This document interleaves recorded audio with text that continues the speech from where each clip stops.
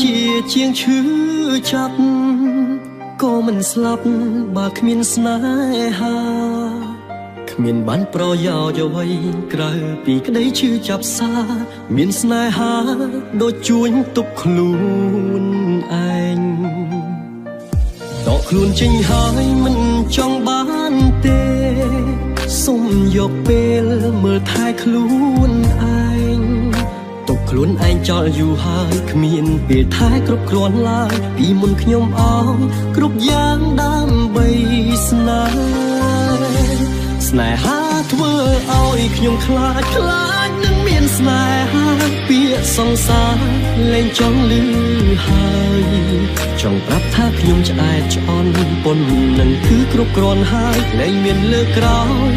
អាណិតបេះដូងមិនដឹងអីផងរងតែការឈឺចាប់ស្ទើរស្ទើរស្លាប់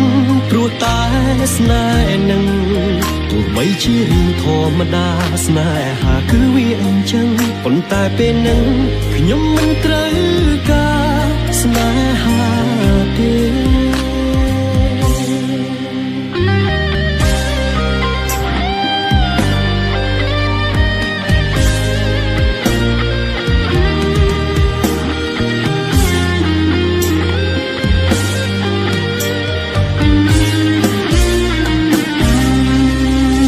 ខ្លួនចេញហើយមិនចង់បានទេសុំយកពេលមើលថែខ្លួនឯង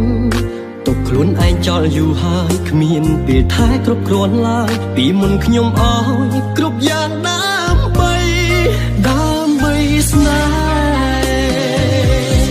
ស្នេហាធ្វើឲ្យខ្ញុំខ្លាចនឹងមានស្នេហាពាក្យសង្សារលែងចង់លឺហើយចង់ប្រាប់ថាខ្ញុំឆ្អែតឆ្អន់ប៉ុននឹងគឺគ្រប់គ្រាន់ហើយលែងមានលើក្រោយ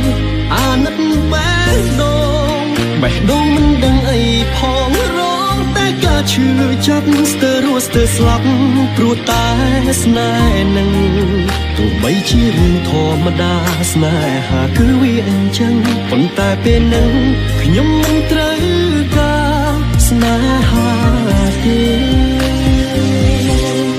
ចង់ទុកពេលឲ្យខ្លួនឯងឲ្យច្រើនស្រឡាញ់ច្រើនមិនខ្វល់អ្នកណាឡើយគ្មានអ្នកស្រឡាញ់យើងជាងយើងលោកនេះគ្មានស្នេហាពិតឡើយឈប់ធ្វើឲ្យខ្លួនលំបាកទៅស្នេហាធ្វើឲ្យខ្ញុំខ្លាចនឹងមានស្នេហាពាក្យសង្សារលែងចង់លឺហើយចង់ប្រាប់ថាខ្ញុំឆ្អែតឆ្អន់ប៉ុននឹងគឺគ្រប់គ្រាន់ហើយលែងមានលើក្រោយអាណិតបេះដូងមិនដឹងអីផងរងតែការឈឺចាប់ស្ទើរស្លាប់ព្រោះតែស្នេហ៍នឹងទោះបីជារឿងធម្មតាស្នេហាគឺវាអញ្ចឹងប៉ុន្តែពេលនឹងខ្ញុំមិន